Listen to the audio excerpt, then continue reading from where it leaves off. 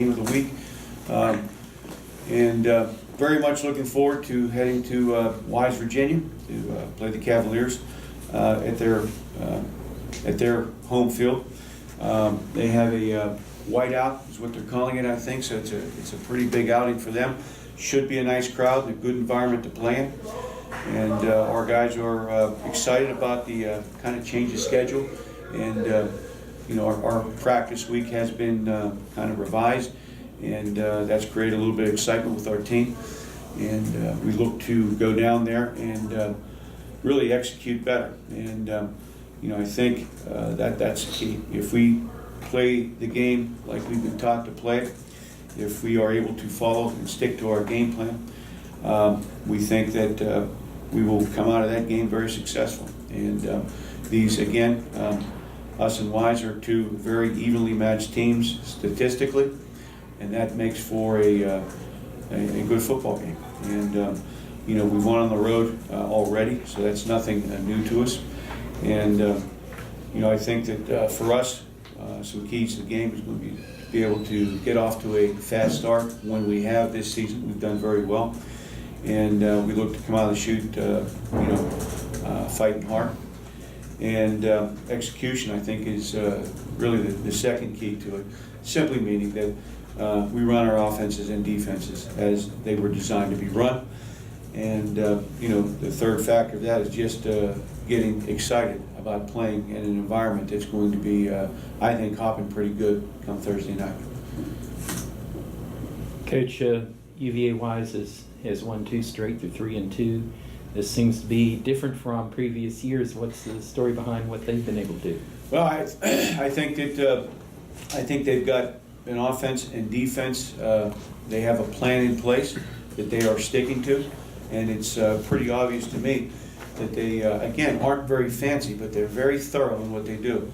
And that is, if you look at the good teams in this league, they stick to their guns when it comes to philosophy, and that's really what I see in Wise is they're sticking to their guns, and they've got good plans in place, and they execute those plans. And like I said, the beauty of running things that are simple are that there aren't a lot of moving parts, and that means that you have less chance for error.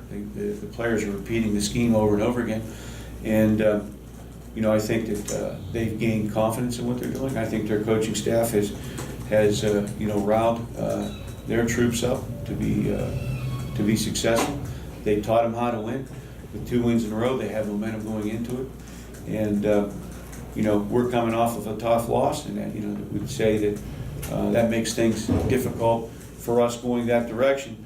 But this is a team that I'm coaching right now that has a lot of resilience to it, and they'll bounce back, and they will play Thursday night with a lot of guts. And it seems that we always accept the challenge of bouncing back. Through the last 5 games, whatever has happened to us, we aren't afraid to reevaluate where we are and then move forward from there. With the game coming up tomorrow night, have you been able to do everything leading up to this game that you normally do in a 6-day period, 7-day period? Yeah, it's different. For instance, today we'll do a lot of red zone things and stuff through a walkthrough period rather than with shoulder pads on. But fortunate for us, we're 5 games in, and we do have our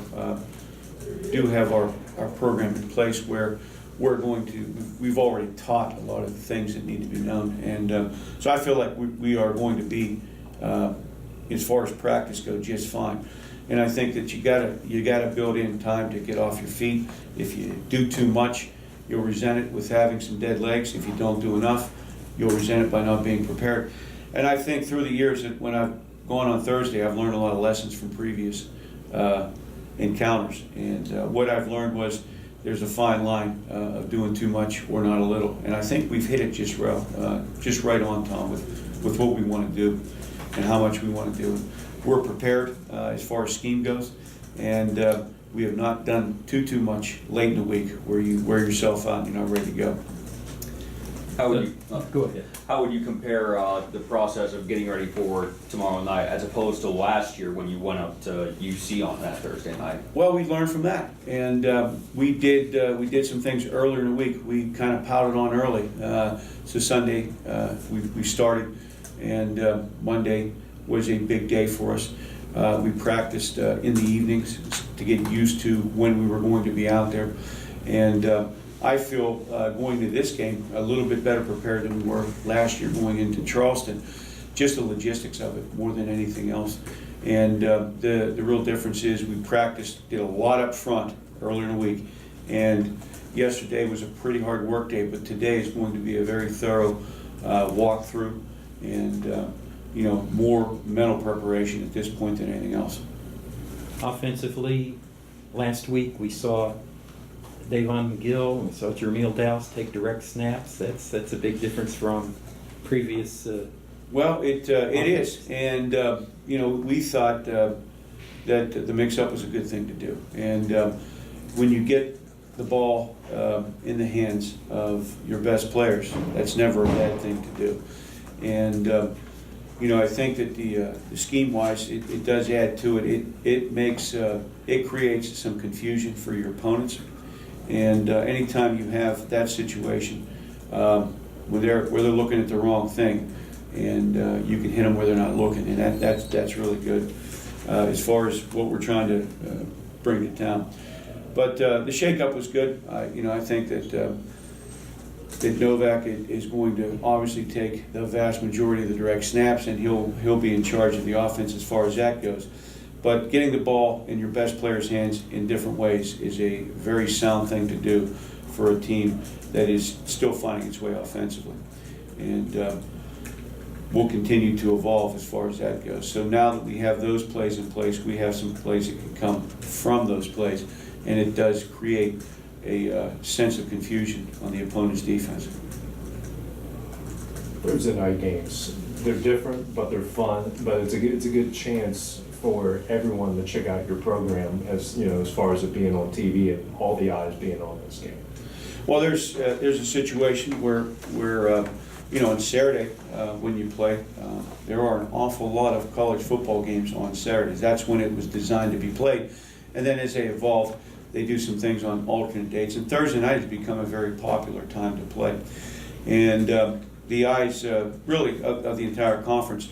I know myself and my staff, we always try to watch or listen to the Thursday night game, whoever's playing at that time, because there's very little else going on, and we all love football. So I think that really the population of the state and people that are actively involved in following Mountain East Conference football will have all eyes on both programs, and we think that's a good opportunity to show what we're able to do and be at our very best for it. About the time you guys get one of those here, hopefully next year. Well, we're looking at that right now, and I know I've talked to our athletic director. Kevin has mentioned that we may get the first 2 or 3 of our games on Thursday night, and it just works out logistically for us better. And I love opening on Thursday because that gives you a full, week plus to get prepared for your next opponent.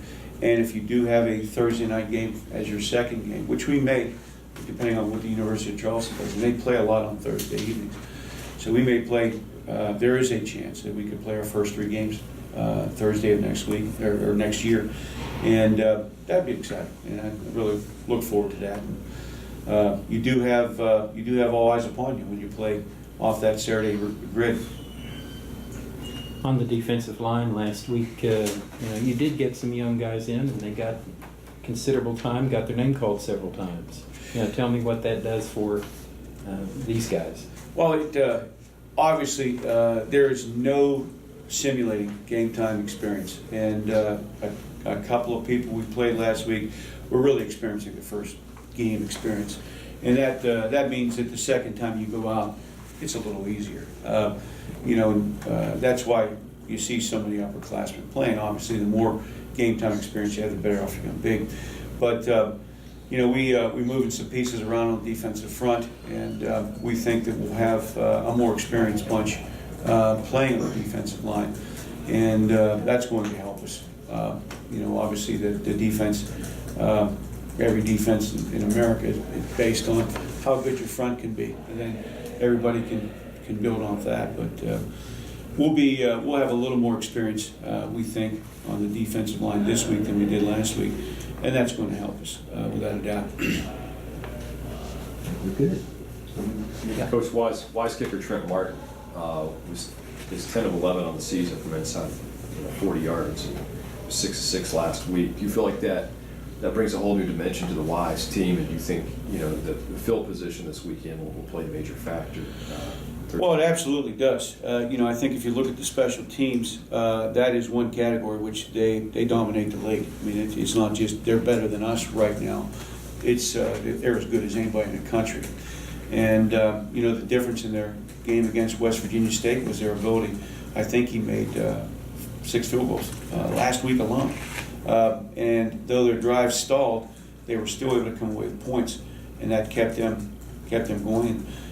They kicked a field goal basically with time running off the clock to win the game. And so that does add a dimension to them where their red zone expands and they can score points from way further than most teams are going to play. We do feel that our punting game and both our kickoff return games are as good or better than them, and we're going to have to take advantage of that for us to have a special teams advantage. But that does give them the ability to score from an extended field, and that's something obviously that you need to take a look at and try to defend, from the first snap of a drive, because once they get inside the 40, they are, very likely to score at least 3. So that changes the face a little bit.